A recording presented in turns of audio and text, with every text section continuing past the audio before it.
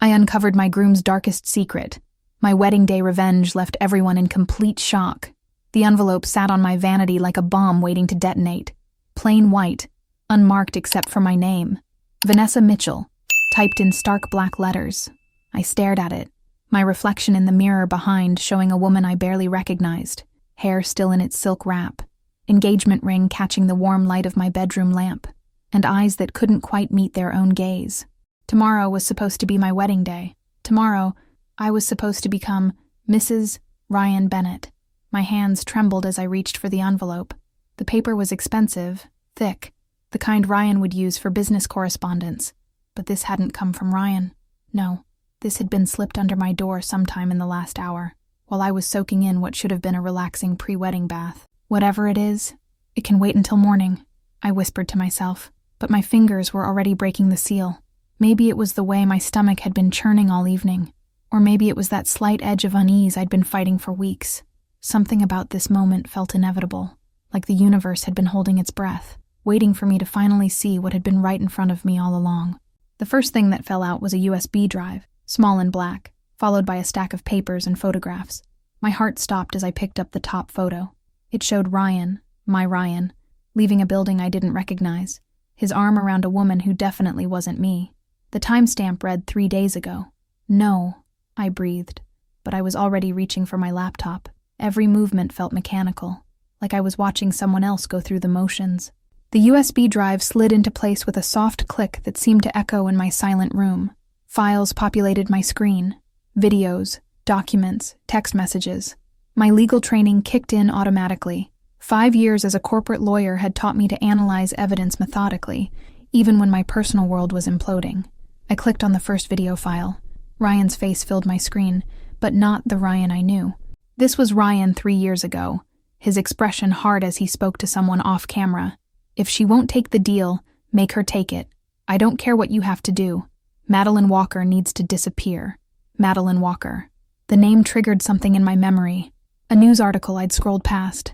A missing persons case that had gone cold. I'd been dating Ryan for barely a month when that story broke. My hands moved faster now, opening documents, scanning text messages. Each revelation was worse than the last. Shell companies, fraudulent contracts, threats.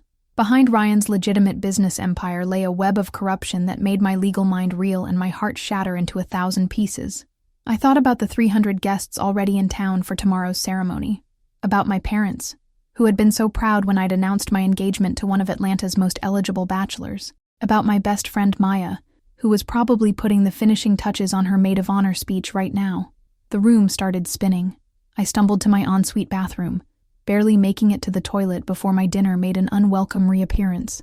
As I knelt there, tears mixing with sweat on my face, my engagement ring caught the light again.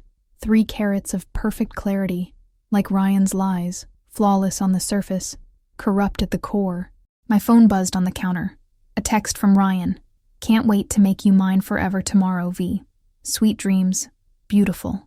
I stared at those words until they blurred, feeling something shift inside me. The nausea was receding, replaced by a cold, clear anger that made my spine straighten and my mind sharpen. I thought about Madeline Walker, about all the other names I'd seen in those documents, people whose lives Ryan had destroyed while building his perfect facade. Standing up, I caught my reflection again. This time, I held my own gaze. I wasn't just some bride-to-be whose dreams had been shattered. I was Vanessa Mitchell, who had graduated top of her class at Howard Law, who had never backed down from a fight for justice, who had been raised by parents who taught her that integrity wasn't just a word. It was a way of life. I couldn't just walk away, not when I had evidence of crimes in my hands, not when I might be the only person who could expose the truth. But I also couldn't confront Ryan privately.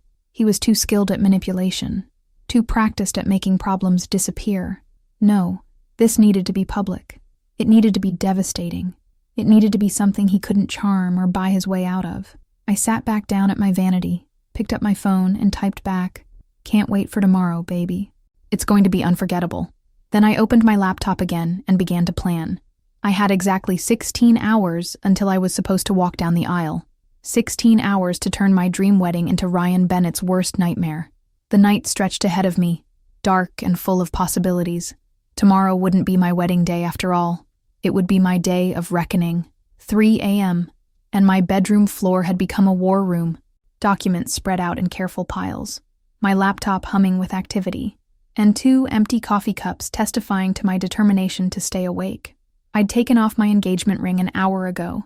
Its weight had become unbearable as the evidence mounted. The more I dug, the more I realized how blind I'd been. Or maybe not blind, willfully ignorant. All those little moments that had made my instincts twitch, now rising to the surface like bodies in a flood. 6 months ago, Ryan's office. "Just running late, babe," he'd said, quickly closing his laptop as I entered. Lost track of time with these contracts, but I'd caught a glimpse of the screen, a wire transfer confirmation to the Cayman Islands. When I'd asked about it later, he'd laughed it off. Just some routine international business. Nothing exciting. Right, now I had the real story in front of me. That transfer, $2.3 million, had gone to silence a former employee who'd threatened to expose Ryan's creative accounting. The man had relocated to South America shortly after.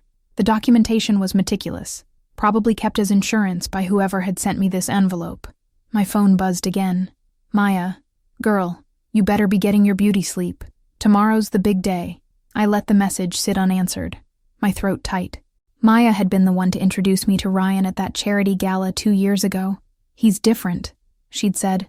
"The good kind of rich, the kind that remembers where he came from." Another lie. The documents showed Ryan's carefully constructed origin story for what it was. Fiction. He hadn't built his company from nothing. He'd stolen it, piece by piece, from Madeline Walker. I pulled up the file about Madeline, my hands shaking slightly. Brilliant black woman, self-made tech entrepreneur. She'd developed a revolutionary financial software platform. Caught Ryan's attention. He'd offered a partnership. Then, when she refused to sell, "Make her take it. I don't care what you have to do." The video played again in my mind. I'd watched it 17 times now, analyzing every micro-expression, every inflection. Each viewing revealed the Ryan I'd never let myself see, the calculating predator behind the charming smile. My gaze fell on a photo from our engagement party. Ryan and me, looking perfect together, his arm around my waist, my head thrown back in laughter. We'd been discussing our prenup that morning. "It's just formality, V," he'd insisted. "You're a lawyer. You understand how these things work. It protects both of us." I grabbed my laptop, pulling up the prenup document. Reading it now, with new context, made my blood run cold. The clauses weren't just protective. They were a cage, designed to trap me in silence if I ever discovered his secrets. By signing it, I would have essentially given up my right to testify against him in any legal proceeding.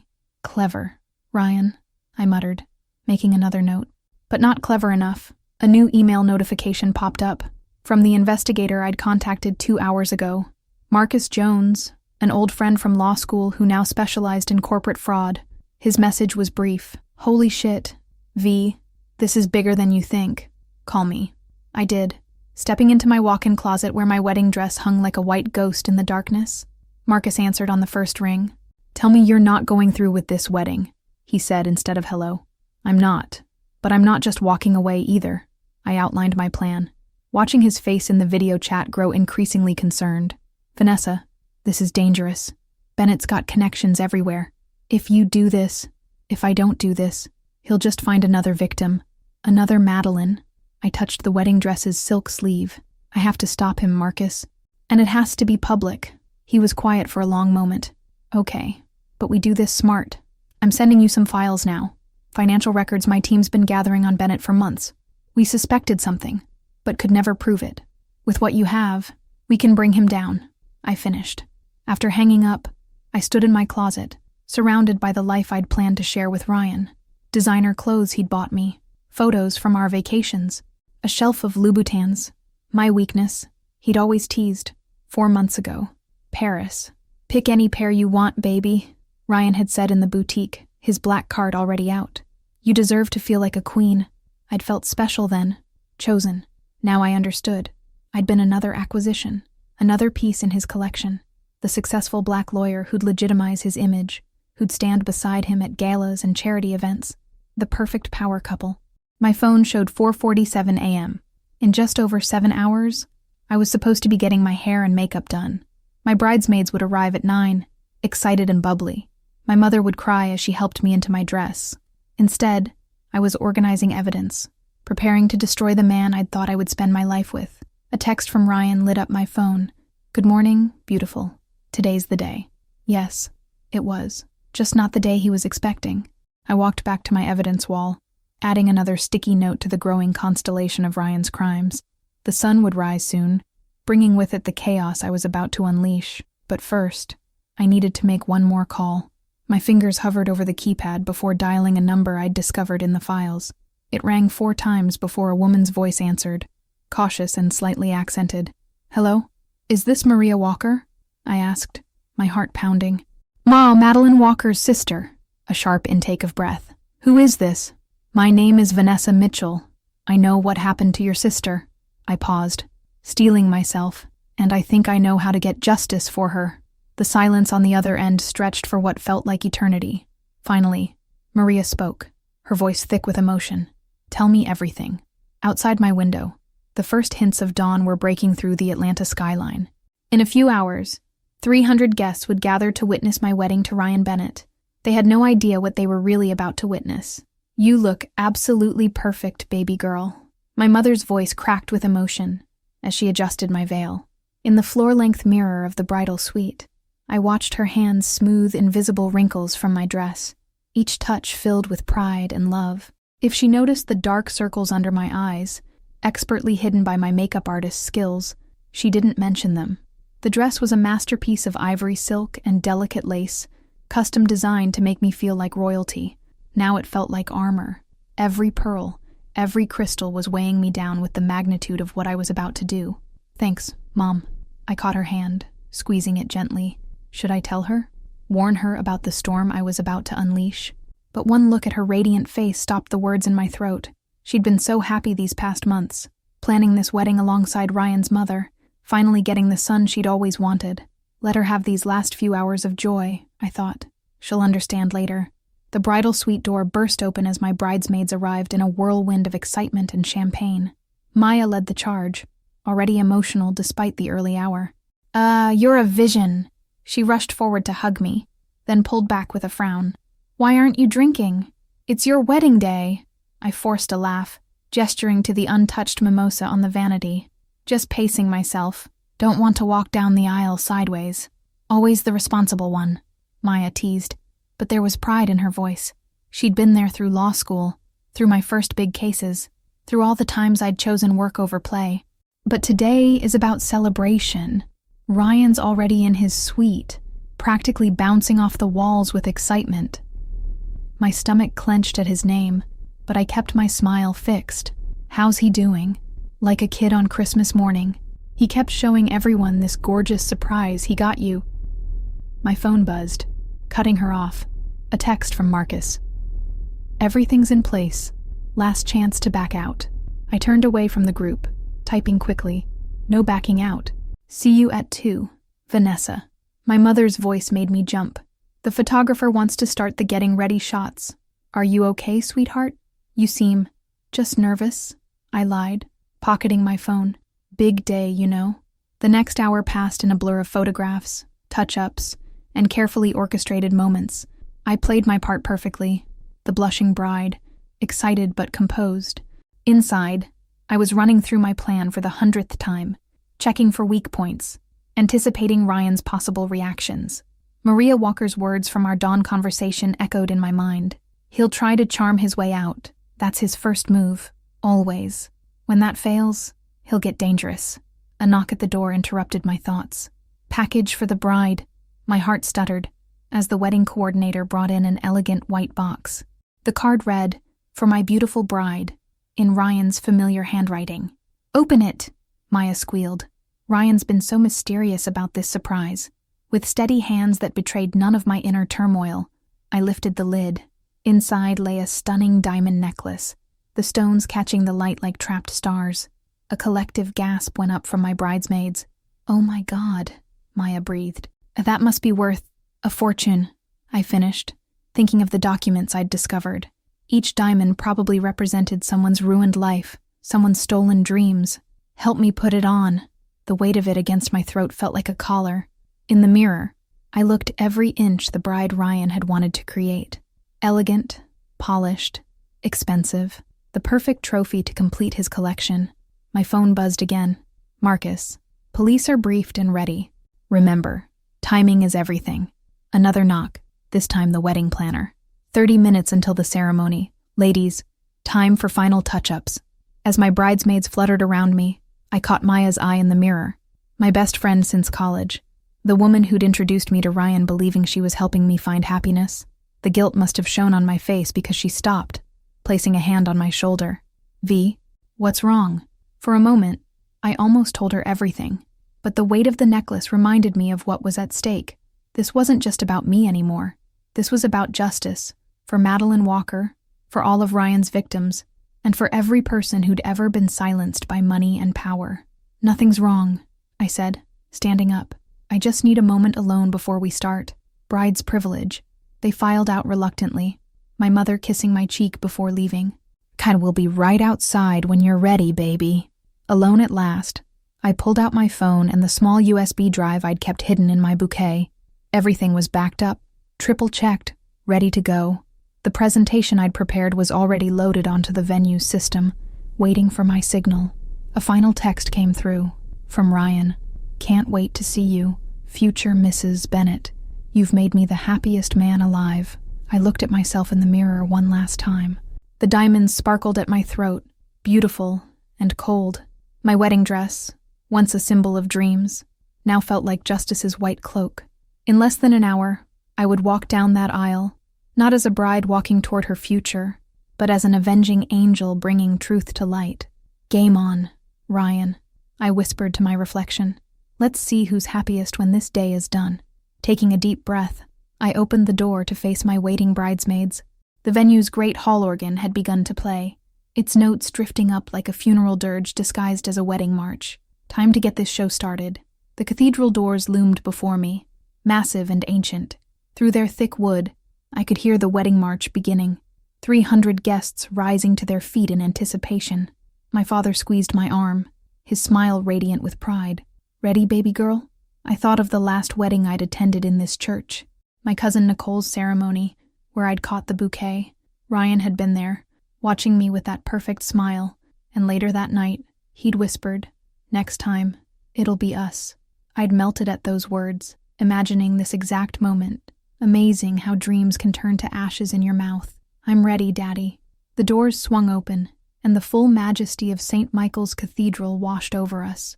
Sunshine streamed through stained glass windows, casting rainbow patterns across the marble floors.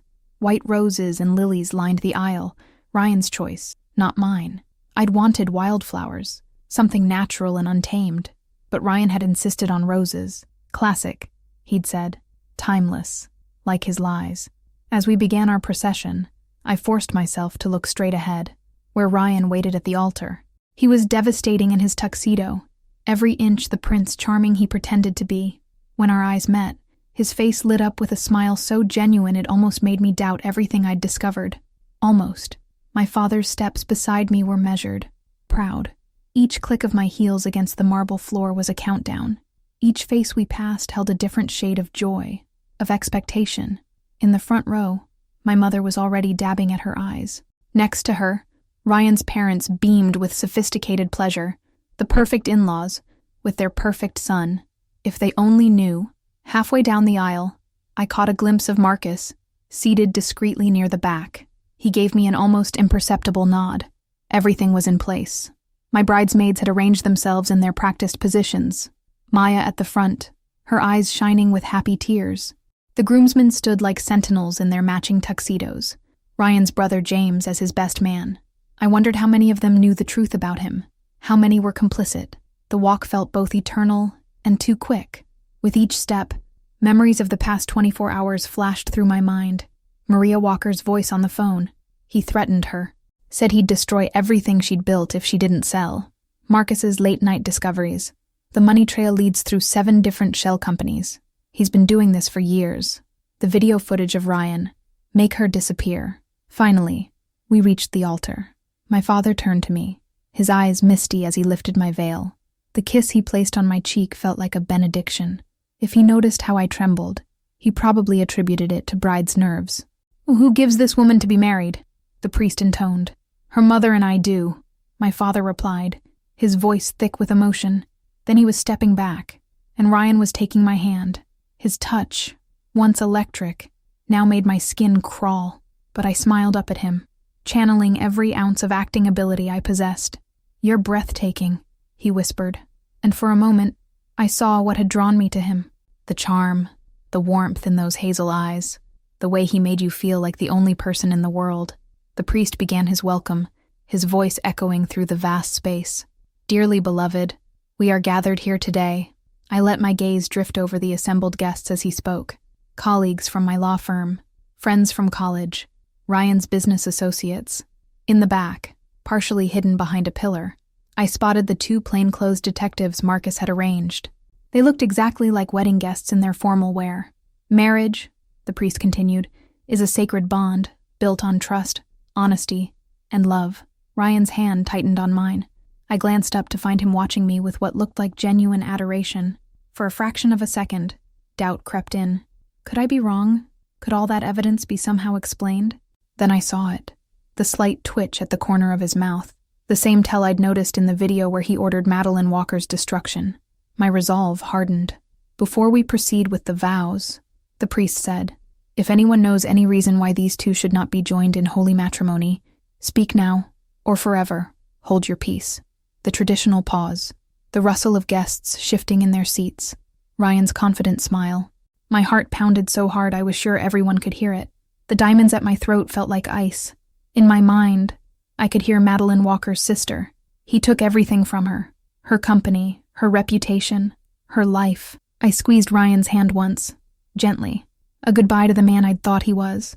Then I turned to face our guests, my voice clear and strong in the hushed cathedral. "Actually, I have something to say." The shock that rippled through the church was almost visible. Ryan's hand tightened painfully around mine, but I pulled free. From the corner of my eye, I saw Marcus slip out his phone. The signal. "Vanessa?" Ryan's voice held a warning note only I could hear. "What are you doing?" I reached up and unclasped his diamond necklace, letting it fall into my bouquet. "I'm telling the truth, Ryan." Finally, the massive screens that had been set up to show our ceremony to the back rows flickered to life, and there he was. Ryan Bennett, 3 years younger, ordering a woman's destruction. The gasps that filled the cathedral were just the beginning. Game on. Ryan moved faster than I expected, lunging for the microphone I'd picked up from its stand. But I was ready for him. 2 years of kickboxing, which he'd always teased me about, came in handy as I stepped smoothly out of his reach. "Don't," I warned, my voice amplified through the church's sound system. "You'll only make it worse." The video playing on the screens had everyone's attention now. Ryan's voice filled the cathedral. "Make her take the deal. I don't care what you have to do." "That's not," Ryan started, but I cut him off. "Not what? Not you? Not your voice ordering the destruction of Madeline Walker's life." I turned to face our guests, who sat frozen in shocked silence. For those who don't remember, Madeline Walker was a brilliant entrepreneur who mysteriously disappeared 3 years ago. The police called it a missing persons case. The truth is, something much darker. From the front row, Ryan's father stood up. "This is ridiculous. Ryan, stop this nonsense. Please sit down, Mr. Bennett," I said, my lawyer's voice cutting through his bluster. "You'll want to hear this next part. It concerns you too." Marcus had done his job perfectly. The screen switched to financial documents, highlighting transfers between shell companies. I'd spent hours practicing this presentation in the pre-dawn darkness, and now the words flowed smoothly. On March 15th, 2021, $10 million was transferred through 7 different shell companies. The money originated from Bennett Enterprises' main account and ended up in an untraceable offshore account. The same day, Madeline Walker's company, which had refused a hostile takeover attempt, suddenly faced multiple catastrophic cyber attacks. Movement caught my eye. Ryan's best man trying to discreetly reach for his phone. "I wouldn't bother calling your lawyer, James. They're probably a bit busy right now." The SEC received all this evidence an hour ago. A commotion at the back of the church drew everyone's attention. The 2 plainclothes detectives were blocking the exits as Ryan's brother attempted to slip out. "Speaking of lawyers," I continued, "let's talk about the brilliant legal framework you created, Ryan. How many partners at Stevens & Blake helped you set this up? Should we ask Thompson?" Or is he still enjoying his early retirement in the Caymans? Ryan's face had gone from shocked to calculating. I recognized that look, had seen it in countless negotiations. He was searching for leverage. "Vanessa, baby," he said, his voice pitched to Carrie. "I don't know who's been feeding you these lies, but don't," the word cracked like a whip, "don't you dare try to gaslight me in front of everyone. Not after what you did to Madeline. Not after what you tried to do to me." I pulled out the prenup, the pages I'd spent all night analyzing. "This morning, I was supposed to sign this. Let's see what it really says, shall we? Section 7, paragraph 3. In the event of any criminal or civil proceedings involving Bennett Enterprises or its subsidiaries, the spouse agrees to maintain complete confidentiality and waives all rights to testify." A new wave of murmurs swept through the church. In the front row, my mother's face showed dawning horror. Next to her, Ryan's mother maintained her plastic smile, but her knuckles were white where they gripped her purse. "You didn't just want a wife," I said, turning back to Ryan. "You wanted an accomplice, someone who could never testify against you, a black female lawyer from a good family, the perfect shield against any accusations of impropriety. How many other women did you evaluate before settling on me?" "You're making a mistake," Ryan said, but his confident mask was slipping. His eyes darted to the exits, where uniformed officers now stood alongside the detectives. "Everything I did for us, for our future." No, I felt tears threatening but forced them back. "Everything you did for yourself. Madeline Walker wasn't the first person you destroyed, was she? Just the first one I found out about." The screens changed again, showing a series of photos. Robert Chen, 2019, developed a competing financial platform, had a mysterious accident after refusing to sell. Click. Sarah Martinez, 2020. Her sustainable energy startup threatened one of your subsidiaries.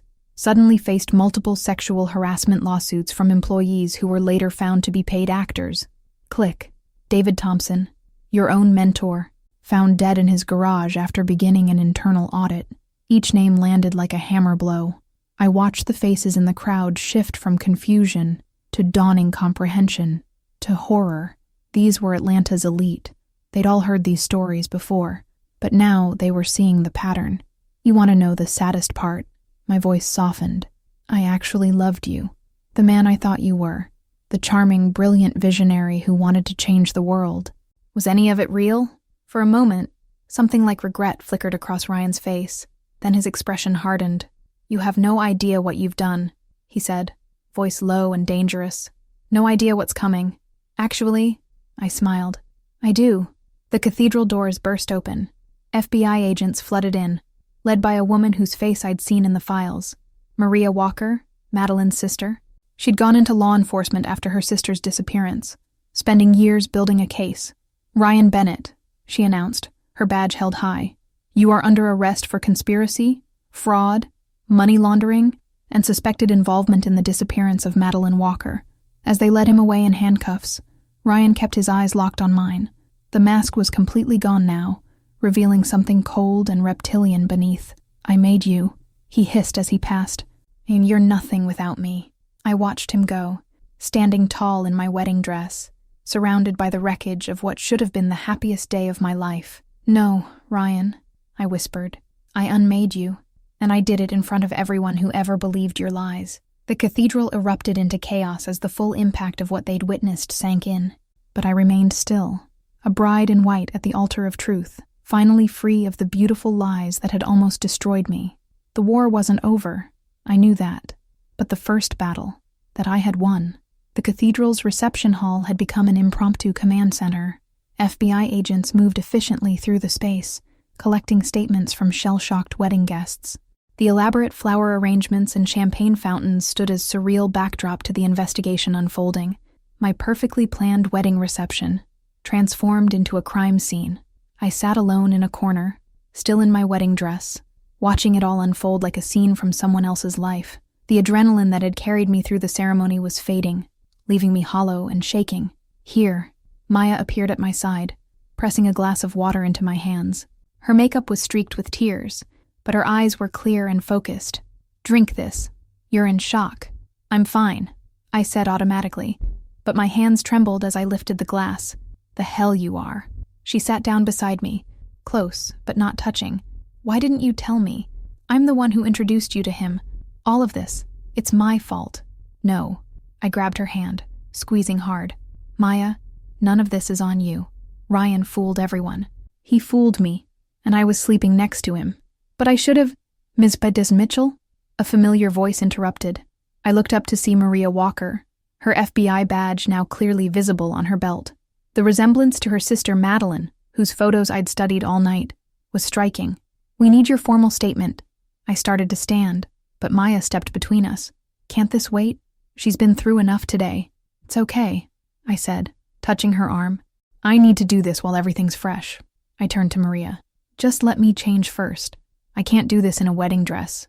Maria's expression softened slightly. Of course. Agent Rodriguez will escort you to the bridal suite. Take your time. The walk back to the suite was surreal. Clusters of guests still lingered in the hallways, conversations dying as I passed. I caught fragments of whispered discussions. Can't believe all this time, he was such a scandal. In the suite, my bridesmaids' belongings were still scattered around. Lipsticks, phone chargers, the champagne flutes we'd used for toasts just hours ago. My change of clothes, meant for leaving the reception, waited in its garment bag. The just married sign on my suitcase felt like a mockery. Agent Rodriguez, a kind-faced woman in her 40s, stood guard at the door. Would you like some help with the dress? I started to say no, then realized I couldn't reach all the buttons myself. Please. As she helped me out of the gown, I caught my reflection in the mirror. The sophisticated updo was coming loose, tendrils falling around my face. The expensive makeup couldn't hide the exhaustion in my eyes. You did a brave thing, Rodriguez said quietly, carefully hanging up the dress. Most people would have just walked away. I couldn't. I pulled on the silk pants and blouse I'd packed for the honeymoon flight. Not after what I found. Not after Madeline. A knock at the door made us both turn. My parents stood there, my mother's face tear-stained, my father looking older than I'd ever seen him. Could we have a moment? My father asked Rodriguez. She looked to me for confirmation before stepping outside. The silence stretched between us, heavy with unspoken words. Finally, my mother broke. Why didn't you come to us? The pain in her voice cut deep. We're your parents. We could have helped. I couldn't risk it. I sank onto the small sofa, suddenly exhausted. Ryan had people watching everything. If he'd suspected I knew, like Madeline Walker. My father's voice was hard.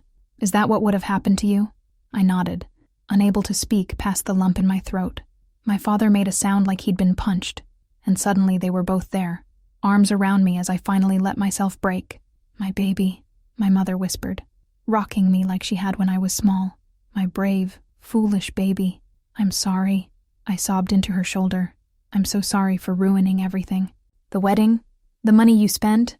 Stop that right now. My father's voice was firm. Money means nothing. Your life, your safety, that's everything. A soft knock interrupted us. Maya stood in the doorway, her face serious. The FBI needs you now. V. And there's someone else you should meet. I wiped my eyes, straightening my spine. Who? Madeline Walker. The name hit me like an electric shock. She's alive? Maya nodded. The FBI found her 3 hours ago, based on the evidence you provided. She was being held in a private facility in North Georgia. They got her out just before the ceremony. My legs felt weak. She's here, in the chaplain's office. She wants to thank you. I looked at my parents, who nodded encouragement. Go, my mother said. We'll be right here when you're done. The walk to the chaplain's office felt like walking through a dream. Maya stayed close, her presence grounding me. When we reached the door, she squeezed my hand once before stepping back. I took a deep breath and knocked. Come in, called a voice I'd only heard in videos. The woman who sat in the chaplain's armchair was thinner than in her photos, her hair streaked with premature gray, but her eyes were sharp and clear as they met mine. Vanessa Mitchell, she said, standing. The bride who brought down an empire instead of saying, I do.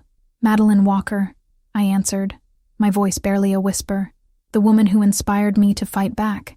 She crossed the room in 3 quick steps and pulled me into a fierce hug. Thank you, she whispered. Thank you for finishing what I started. I hugged her back, and for the first time since finding that envelope, I felt something like peace. The truth was out. Justice was being served. But as I held this woman who had lost 3 years of her life to Ryan's cruelty, I knew this was just the beginning. There would be trials, testimonies, more victims coming forward. The empire Ryan had built on lies and pain would crumble, but its fall would be long and complicated. "Are you ready?" Madeline asked as she pulled back, studying my face. "No, the hard part's just starting." I thought of my parents waiting in the bridal suite, of Maya standing guard outside, of Marcus and Maria Walker building their case piece by piece. I wasn't alone in this fight. "Yes," I said, "I'm ready." It wasn't the answer I'd planned to give at the altar today, but it was the truth, and after all the lies, truth was the only vow I intended to keep. The Atlanta FBI field office hummed with activity even at 3 a.m. I sat in a conference room that had become our war room, surrounded by evidence boards and empty coffee cups. My wedding dress hung like a ghost in the corner, bagged as evidence. I'd changed into borrowed FBI sweats hours ago, but I could still feel the phantom weight of that white silk. "Walk us through the timeline again," Maria Walker said, her voice hoarse from hours of debriefing. "Every detail matters." I closed my burning eyes, thinking back. The envelope arrived at 11:42 p.m. I remember checking my phone when I heard it slip under my door. Inside was the USB drive and, "Ms. Mitchell," a young agent burst into the room. "You need to see this." He turned on the wall-mounted TV. Every major news network was running the story. Shaky cell phone footage from the wedding showed the moment I'd turned to face the congregation. Ryan's incriminating video playing behind me. The headlines were sensational. "Bride's Revenge. Tech mogul arrested at own wedding. Runaway bride turns FBI informant. Bennett Enterprises stock plummets amid scandal. They're calling you the Black Widow bride," the agent said, almost admiringly. "Turn it off," Maria ordered, seeing my expression. "We need to focus on the case, not the media circus." But the headlines had triggered something in my memory. "Wait. The stock market. What time is it in Hong Kong?" Maria checked her watch. "Market's just opened." "Why?" I was already pulling up financial documents on my laptop. Ryan had significant holdings in Asian tech companies. If he's following his pattern, he'll try to liquidate everything before we can freeze it, Maria finished, already reaching for her phone. "Johnson, get me the SEC liaison." My phone buzzed. Another message from Maya. She'd been keeping me updated on the aftermath at the cathedral, handling the guests and press while I worked with the FBI. Her text made my heart stop. "Ryan's mother just collapsed. They're taking her to Atlanta General. She's asking for you." I showed the message to Maria, who frowned. "Could be a ploy.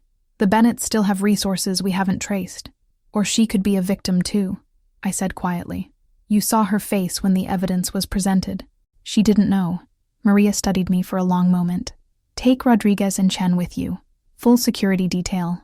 And Vanessa, don't let your guard down. Not even for a second." The drive to Atlanta General felt surreal. The city was waking up. Morning commuters unaware that their local business hero had been unmasked as a criminal.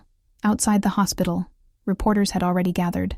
"Keep your head down," Agent Rodriguez instructed as we pushed through them. Their questions followed us inside. "Miss Mitchell, did you plan this from the beginning?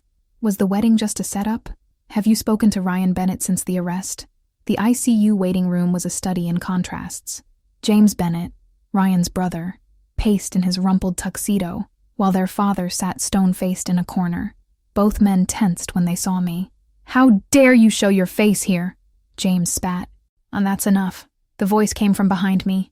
Madeline Walker, looking stronger than she had in the chaplain's office. "She's here because Eleanor asked for her." I hadn't expected to see Madeline here. The question must have shown on my face because she gave me a tired smile. Eleanor Bennett visited me in that facility. She didn't know I was being held against my will. Ryan told her I was receiving mental health treatment after a breakdown. She brought me books, talked to me about her garden. She was kind. The implications hit me hard. How many others had Ryan manipulated, using their own goodness as a weapon? A doctor approached, her face carefully neutral. "Ms. Mitchell, Mrs. Bennett is asking for you. Keep it brief. She needs rest."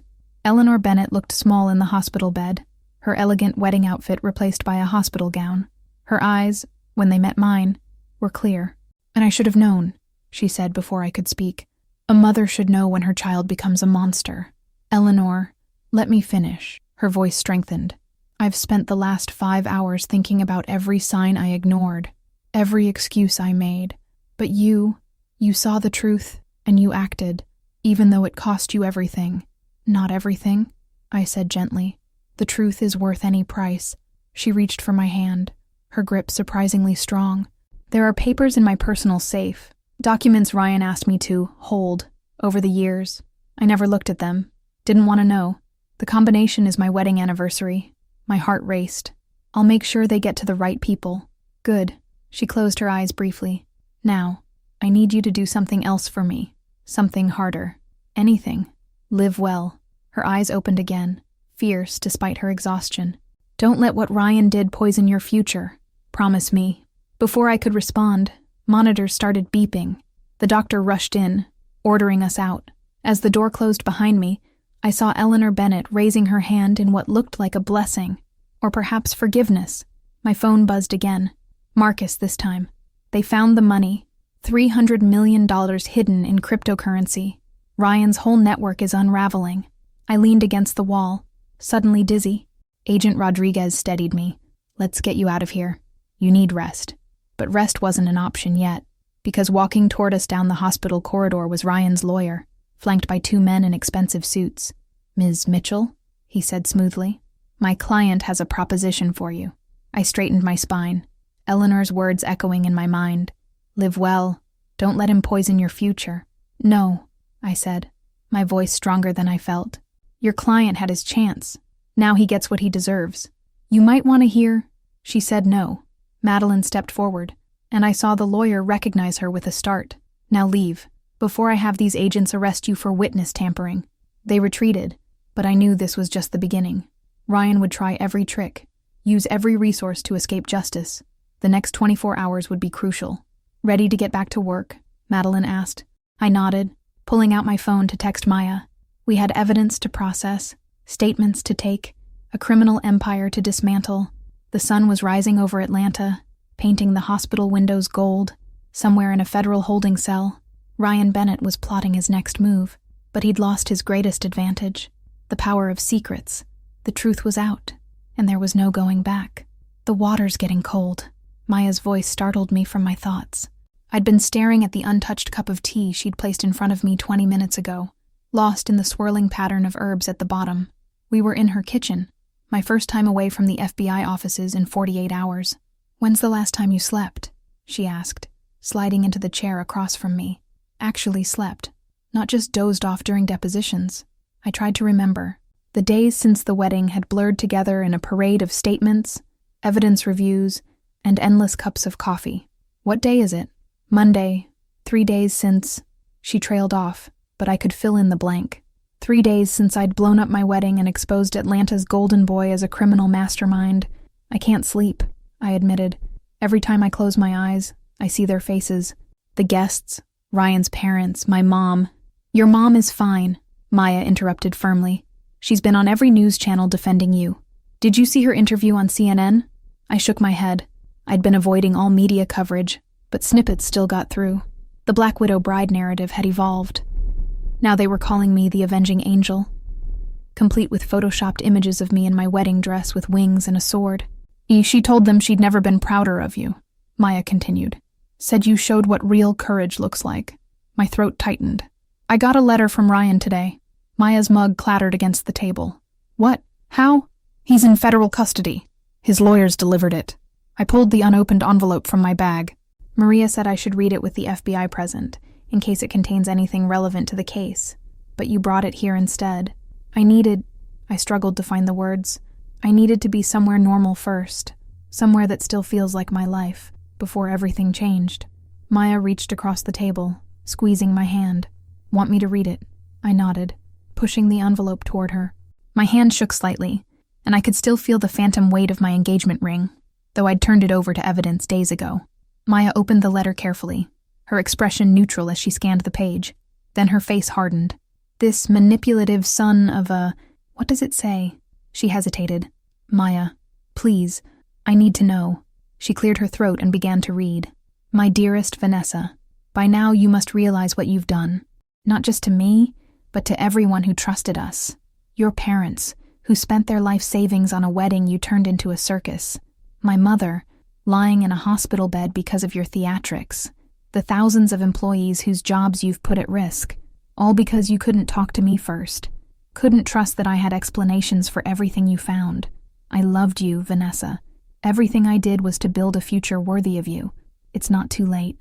One word from you could change everything. Tell them you were manipulated by Madeline, by the FBI, that you found evidence but jumped to conclusions. I'll forgive you. We can still have everything we dreamed of. Think about it. V. Remember how good we were together. Remember who really knows you. All my love, Ryan. The silence after Maya finished reading felt heavy enough to crush me. Outside her kitchen window, a perfect Atlanta afternoon played out. Kids riding bikes, neighbors walking dogs. Normal life continuing while my world spun off its axis. He's still trying to play me, I said finally, using the same tactics he always did. Guilt, manipulation, false promises. But it's not working, Maya pointed out. You see through him now. Do I? I stood up abruptly, needing to move, because part of me still wants to believe him. How sick is that? After everything he did to Madeline, to all those others, there's still this tiny voice asking, what if? That's not sick, V? That's human. Maya stood too, blocking my pacing. You loved him. Really loved him. He might have been lying, but your feelings were real. A sob caught in my throat. Maya pulled me into a fierce hug as the dam finally broke. I cried for the future I'd thought I had, for the woman I'd been before the envelope slid under my door, for every victim whose life Ryan had destroyed while wearing his perfect smile. My phone buzzed insistently in my pocket. Probably Maria with more evidence to review, or Marcus with another lead to chase. The investigation was growing by the hour as more victims came forward. Ryan's criminal empire was vast, tentacles reaching into businesses and lives across the country. But for this moment, I let myself be just Vanessa, not the avenging angel, not the star witness, not the woman who sacrificed her wedding for justice. Just a heartbroken girl crying in her best friend's kitchen while her tea grew cold. When the tears finally slowed, Maya handed me a tissue. Better? Getting there. I wiped my eyes, squaring my shoulders. I need to get this letter to the FBI. His choice of words, the timing. It might help build the witness tampering case. That's my girl. Maya smiled. Always the lawyer. Always the truth seeker. I corrected, thinking of Madeline's words at the hospital. No matter what it costs. My phone buzzed again. This time I checked it.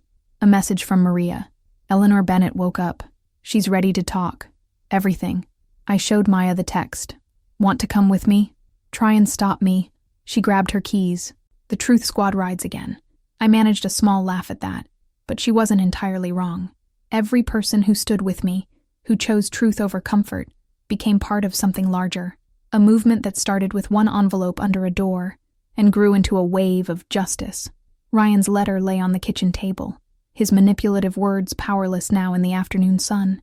He thought he knew me, thought he could still play on my emotions, but the woman who had loved him was gone, transformed in the crucible of that wedding day into someone stronger, someone who could look at his handwritten, "All my love," and feel nothing but determination to see justice done. Ready? Maya asked, holding open her front door. I stepped into the warm Atlanta afternoon, leaving the cold tea and Ryan's letter behind. Ready? The ripples of my choice were still spreading, touching lives I'd never even known about. But I wasn't drowning in them anymore. I was riding the wave. Eleanor Bennett's home office felt frozen in time. Everything was exactly as she'd left it the morning of the wedding. A half-drunk cup of tea on the desk. A Mother of the Groom magazine open to a page about touching ceremony moments. The FBI team worked methodically around these personal artifacts, documenting every file and folder as Eleanor directed them from her wheelchair. And the wall safe is behind that Monet print, she said, her voice stronger than it had been in the hospital. I never wanted to know what was in those papers. A mother's privilege of denial, I suppose. I watched from the doorway as Maria Walker opened the safe. Ryan's mother had insisted I be present for this, though I wasn't sure why. Maybe she needed a witness to her confession. Maybe she was still trying to understand how the woman who was supposed to be her daughter-in-law had become the architect of her son's downfall. Mrs. Bennett, Maria said, pulling out a thick stack of folders. We'll need you to verify each document. Call me Eleanor, she replied, wheeling herself closer. I think we're past formalities, don't you? The next 2 hours were a masterclass in the architecture of corruption. Eleanor identified document after document. Offshore account details, blackmail material on business rivals, evidence of corporate espionage. Her hands shook, but her voice remained steady as she explained the context of each piece. "This one came 5 years ago," she said, holding up a particular file. "Ryan said it was just insurance against a hostile takeover. I chose to believe him." She looked at me. "The same way you chose to believe him when he said he loved you. Did he?" The question slipped out before I could stop it.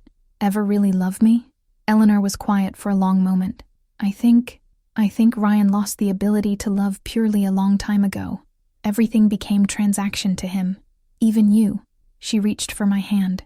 "But that's not a reflection on you, dear. It's an indictment of what I helped create." "Mrs. Bennett, Eleanor, you didn't create this," I started, but she cut me off. "I saw the signs when he was young," she continued. "The way he'd manipulate his friends, his teachers. His father called it leadership skill. I called it charm. We were both wrong. It was practice." A commotion in the hallway interrupted us. Agent Rodriguez entered quickly. "We found something in the garden shed. You need to see this." The shed had been Ryan's childhood hideaway, converted to storage years ago. Inside, behind stacks of old gardening equipment, the FBI team had discovered a hidden compartment. And in that compartment, a laptop. "It's old," Maria observed, pulling on gloves to examine it. "Probably hasn't been touched in years." "It was his first computer," Eleanor said softly. "The one he used in high school. I thought he'd thrown it away." The tech team got to work, and within an hour, we had access. What we found made even the seasoned FBI agents pause. Detailed plans dating back to Ryan's teenage years. Strategies for taking over companies. Lists of potential threats and how to neutralize them. A blueprint for the empire he would build, written in the hand of a child who dreamed of power above all else. "Oh, my boy," Eleanor whispered. "What did we turn you into?" But there was more. Hidden in encrypted files, we found Ryan's earliest victims, classmates whose lives he'd systematically dismantled when they crossed him, college rivals who mysteriously lost scholarships, his first girlfriend, whose reputation he'd destroyed when she tried to leave him. "The pattern was there from the beginning," Maria said, scanning through the files. "He just got better at hiding it." I stepped outside, needing air.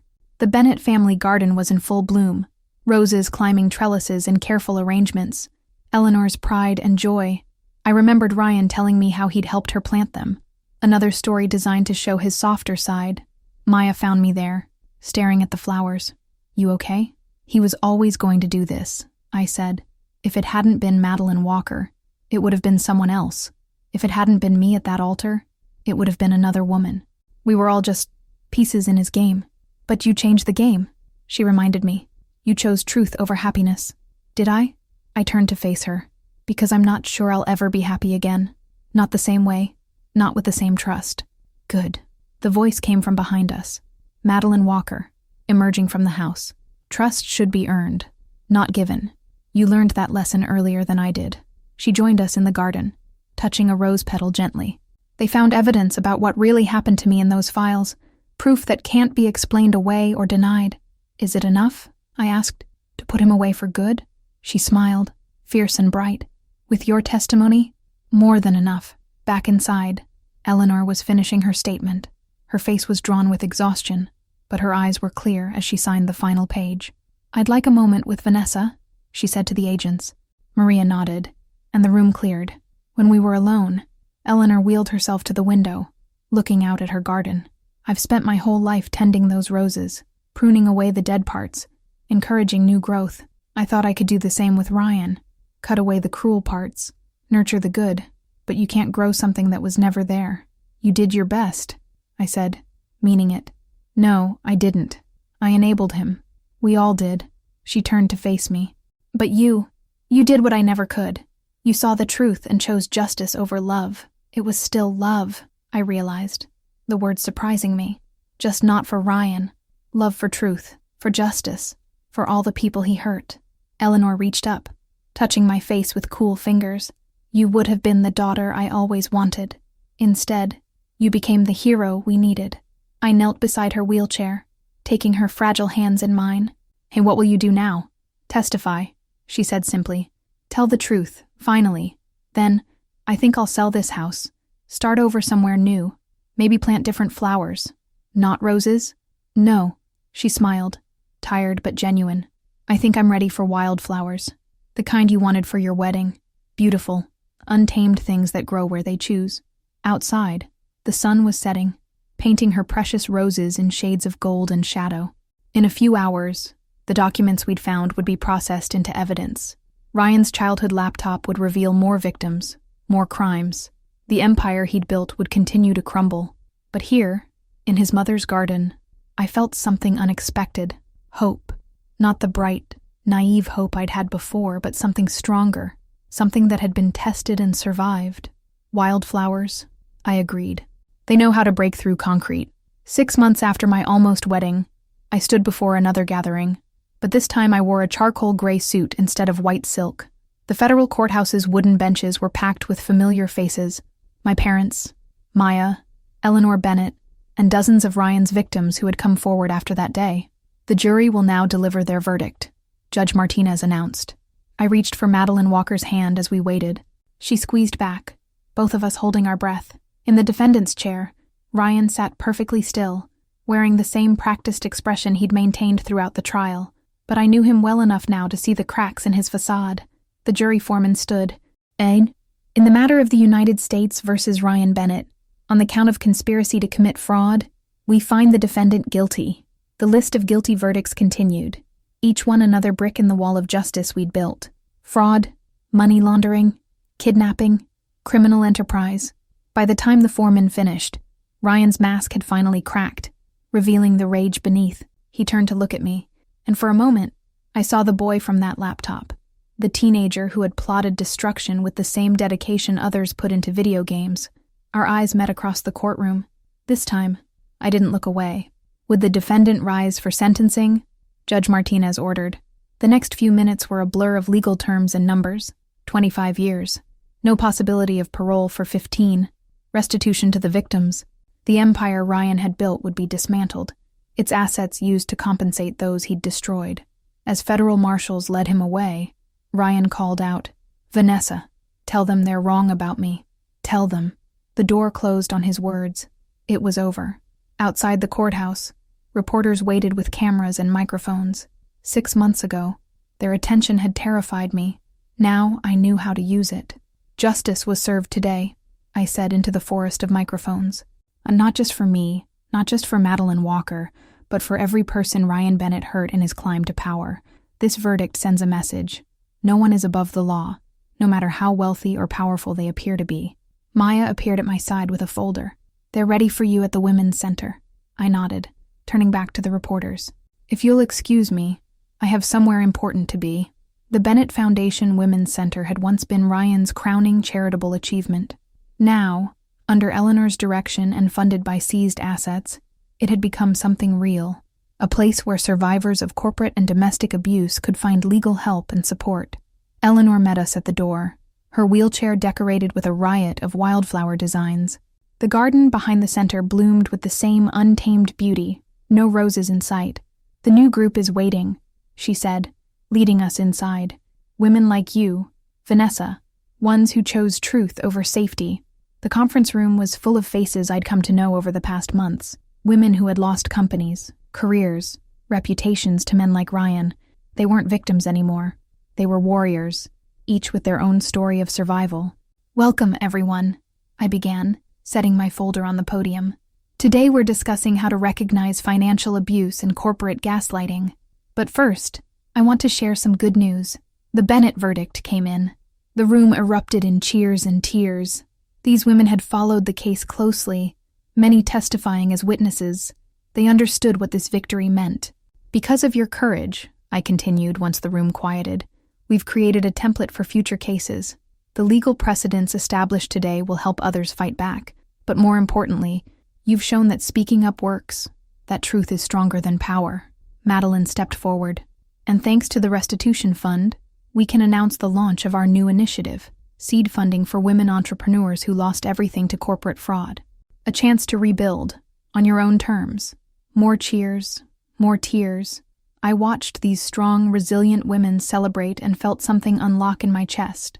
The last traces of doubt, of wondering, what if, finally fading away. Later, in Eleanor's office, we shared a quiet cup of tea. Photos of her garden's transformation covered one wall, from formal roses to wild, glorious chaos. "Have you decided?" she asked. "About the job offer?" I nodded. After the verdict, several prestigious law firms had reached out, but the offer that interested me most had come from the FBI's Corporate Crimes Division. "I start next month," I said. "Maria says they need agents who understand how people like Ryan think, who can recognize the patterns. And your parents, they're proud." I smiled, remembering my mother's face when I told her. "Dad says I was always meant to fight for justice, just not the way we expected." Eleanor wheeled herself to her desk, pulling out an envelope. "Then this seems like the right time for this." Inside was a check with too many zeros. "Eleanor, no. You've already done so much. It's not from me," she interrupted. "It's from the sale of my roses. Every bush, every trellis, went to collectors. I'm using half to fund the center. The other half is for you. Seed money for your own foundation. I don't know what to say. Say you'll use it to help others find their voice, their courage." She took my hand.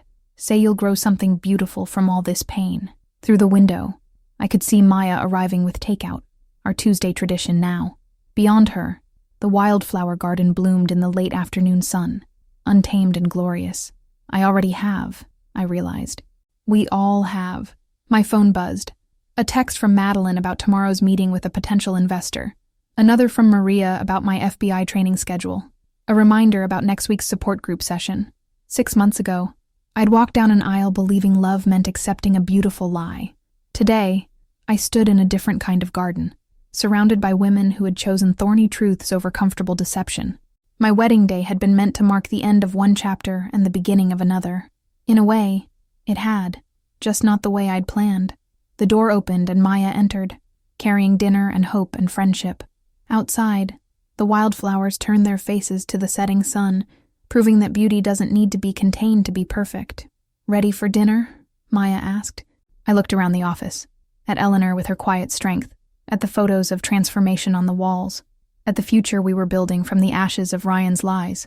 "Ready," I said, and this time, it wasn't just a word. It was a promise. The end. Thanks for watching to the end. What did you think of this story? Let us know in the comments below. We value your opinion. Click the like button if you enjoyed it and be sure to subscribe to receive more captivating stories. Activate the bell so that you're always the first to know when a new video is published. See you next time.